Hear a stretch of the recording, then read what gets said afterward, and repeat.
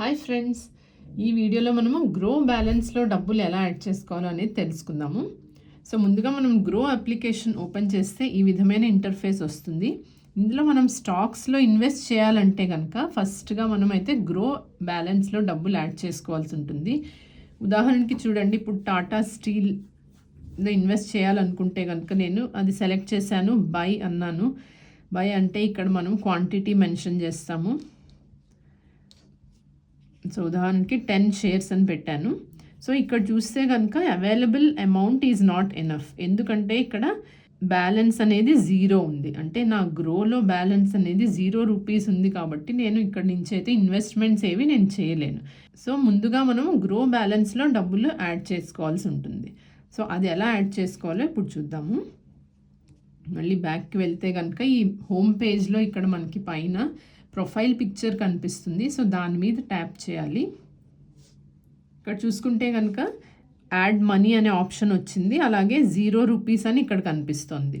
So నేను ముందుగా ఇదివరకు యాడ్ చేసుకుని ఉన్నా కూడా ఒక్కొక్కసారి ఏంటంటే ఇప్పుడు సెబీ వాళ్ళ రూల్స్ ప్రకారం ఏమిటంటే ఇప్పుడు మనం ముందుగా అమౌంట్ ఎంత ఉన్నా కూడా అదేంటంటే మనం అకౌంట్ ఓపెన్ చేసినప్పుడు గ్రోలో ఏదర్ 30 డేస్ అని కానీ 90 డేస్ అని కానీ ఆప్షన్ ఉంటుంది. సో దాని ప్రకారం ఆ 90 డేస్ కంప్లీట్ అయిపోతే కనుక ఆ ఫస్ట్ ఫ్రైడేని మిగిలిన అమౌంట్ ఏదైతే ఉందో గ్రో బ్యాలెన్స్లో అది ఆటోమేటిక్గా మన బ్యాంక్ అకౌంట్లోకి ట్రాన్స్ఫర్ అయిపోతుంది.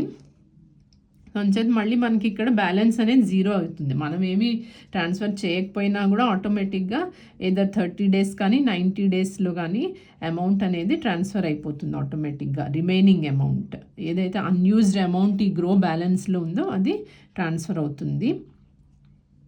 సో మీకు ఇక్కడ కావాలంటే చూపిస్తాను.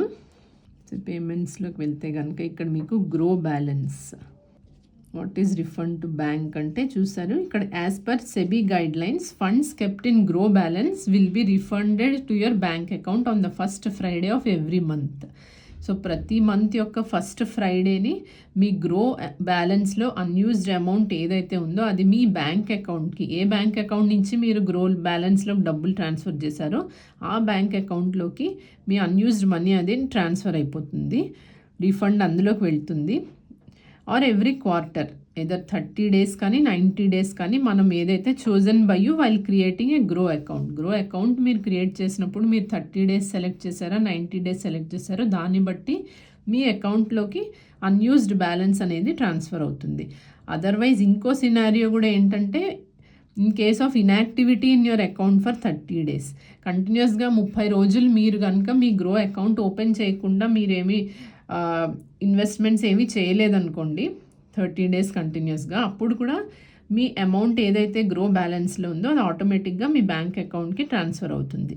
మీరు ఒకవేళ మీరు 90 డేస్ సెటిల్మెంట్ పీరియడ్ పెట్టుకున్నా కూడా మీరు కంటిన్యూస్గా 30 డేస్ అసలు మీరు గ్రో అకౌంట్ ఓపెన్ చేయలేదు, ఏమీ ఇన్వెస్ట్మెంట్స్ ఏమీ చేయలేదంటే కనుక ఆ రిమైనింగ్ అమౌంట్ ఏదైతే మీ బ్యాలెన్స్లో ఉందో అది మీ బ్యాంక్ అకౌంట్కి ట్రాన్స్ఫర్ అవుతుంది.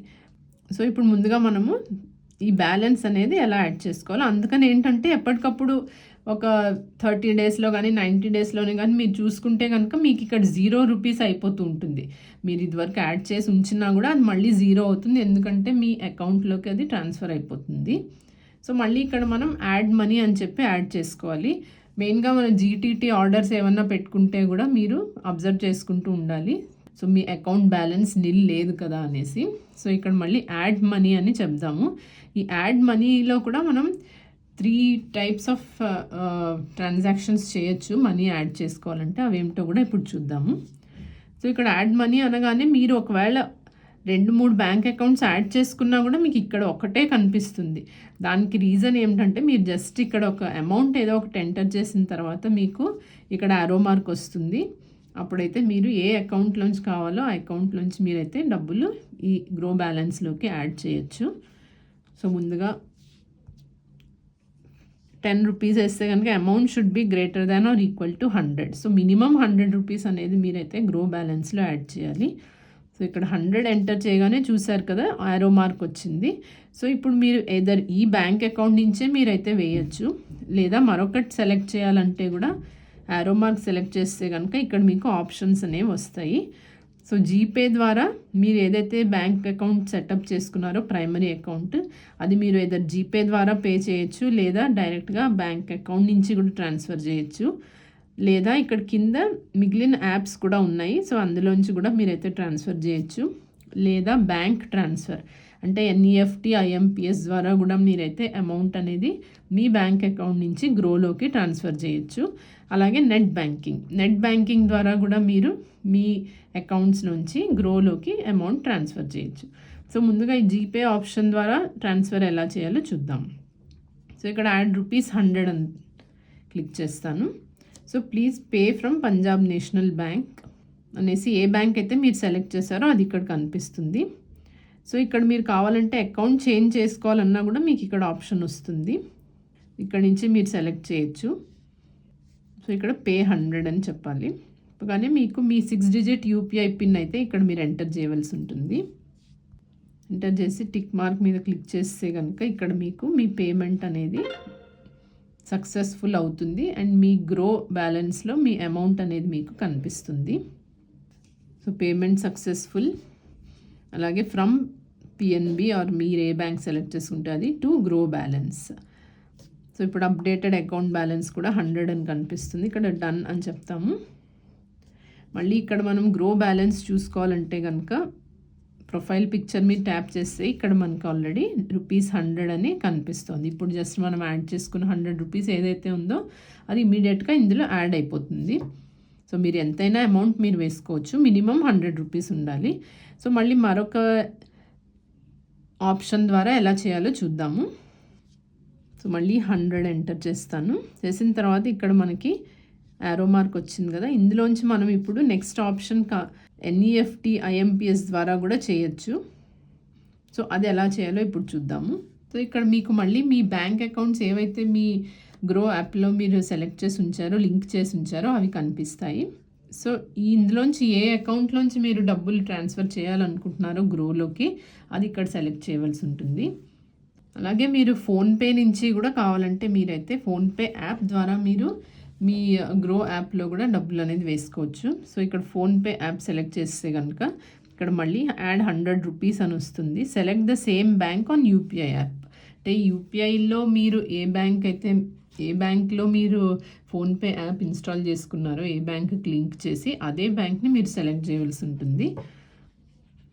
సో ఇక్కడ యాడ్ ₹100 అందాము. ఇక్కడ మనకి రీడైరెక్టింగ్ టు యూపీఐ యాప్ అని వచ్చింది. సో మనం ఫోన్పే ద్వారా చేస్తున్నాం కాబట్టి మళ్ళీ ఇక్కడ మనం ఫోన్పేలోకి ఎంటర్ అయ్యాము. సో ఇక్కడ నుంచి మళ్ళీ మీరు ఏదైతే బ్యాంక్ లింక్ చేసుకున్నారో మీ గ్రోలో అది యూపీఐ యాప్లో కూడా ఏదైతే లింక్ అయిందో సో ఆ బ్యాంక్ని మీరు సెలెక్ట్ చేయవలసి ఉంటుంది. సో పంజాబ్ నేషనల్ బ్యాంక్ అని సెలెక్ట్ చేశాను. చేసిన తర్వాత ఇక్కడ పే ₹100 అనేసి క్లిక్ చేస్తాము. చేయగానే మళ్ళీ ఇక్కడ మనం యూపీఐ పిన్ అనేది ఎంటర్ చేయాలి.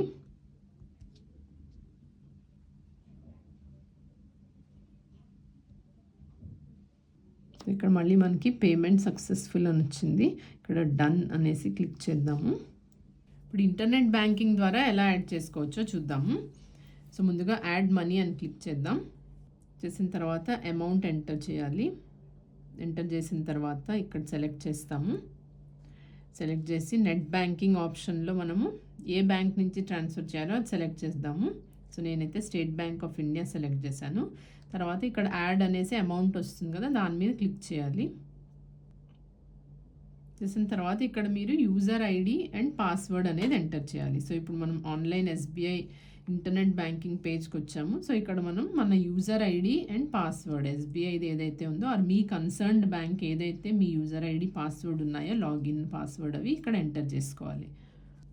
చేశాక లాగిన్ మీద క్లిక్ చేయండి. ఇప్పుడు మీరు మీ అకౌంట్లోకి రీడైరెక్ట్ అయ్యారు. సో ఇక్కడ ఏంటంటే అకౌంట్ నంబర్ అలాగే పేమెంట్ ఐడి కనిపిస్తుంది. Amount in words. So ₹100 only. So ఇక్కడ మనము కన్ఫర్మ్ చేయాలి. జస్ట్ ఈ డీటెయిల్స్ అన్నీ ఒకసారి చెక్ చేసుకుని మీరు ఇక్కడ కన్ఫర్మ్ అని క్లిక్ చేయండి. సో ఇక్కడ మనకి ఒక పాస్వర్డ్ వస్తుంది. మళ్ళీ ఇక్కడ అన్ని డీటెయిల్స్ డిస్ప్లే అయిన తర్వాత ఇక్కడ మనకి ఒక please confirm button to proceed after entering OTP in this page. మీకు ఒక ఓటీపీ వచ్చి ఉంటుంది, దాన్ని ఇక్కడ మీరు ఎంటర్ చేసుకోవాలి. ఓటీపీ ఎంటర్ చేసిన తర్వాత మళ్ళీ కన్ఫర్మ్ మీద క్లిక్ చేయాలి. సో ఇక్కడ యువర్ పేమెంట్ వాజ్ సక్సెస్ఫుల్ అని వచ్చింది. సో మళ్ళీ మనం ఆటోమేటిక్గా మన గ్రో యాప్లోకి రీడైరెక్ట్ అయిపోతాము. So payment was successful ₹100 from state bank of India to Groww balance. So ఇక్కడ మనం మళ్ళీ డన్ అని క్లిక్ చేద్దాము.